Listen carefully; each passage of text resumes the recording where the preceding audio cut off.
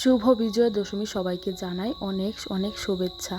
কালকে পুজো দেখে আর বাড়িতে যাইনি। নবমীর দিন এটা ঘুম থেকে উঠতে পারবো না বলে তার জন্য একদম ভোর 5টা করে বাড়িতে গিয়েছি। বাড়িতে ঢোকার পর এই বৃষ্টি নেমেছিল।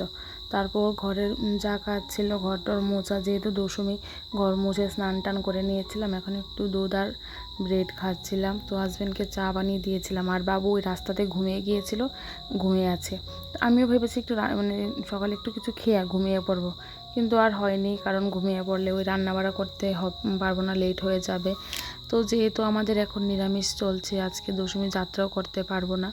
হ্যালো এভরিওয়ান, কী অবস্থা সবার, কেমন আছেন সবাই? এই দুর্গাপুজো উপলক্ষে ভিডিও শেয়ার করিনি, কারণ সবাই পুজো নিয়ে ব্যস্ত থাকবে, মিনি ব্লগ আর কেউ দেখবে না। তার জন্য মিনি ব্লগ শেয়ার করিনি।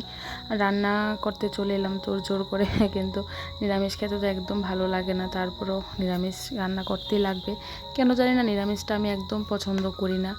এমনি সিম্পল রান্নাই করছিলাম, নিরামিষের মধ্যে যা যা স্পেশাল থাকে। তবে আজকে একটা রেসিপি, আমার ননদের রেসিপি, ওইটাই রান্না করেছিলাম। এটার মধ্যে আমার কিছু মশলা ইউজ করেছি, যেটা আমার ননদ ইউজ করেনি। মোটামুটি ভালোই হয়েছিল। এটা বানিয়েছিলাম বাটার পনির বানিয়েছিলাম।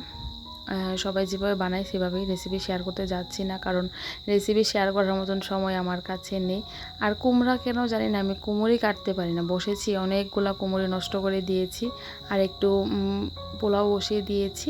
এই রান্না হয়েছে আজকে। বুটের ডাল, পটল আলু দিয়ে, পেঁপে আলু দিয়ে একটা তরকারি বানিয়েছি, বুটের ডাল বানিয়েছি, আর বাটার পনির বানিয়েছি, কুমড়ি বানিয়েছি। আমার বর কুমড়িটা ভালোবাসে না, সেজন্য আমার জন্যই বানিয়েছি শুধু।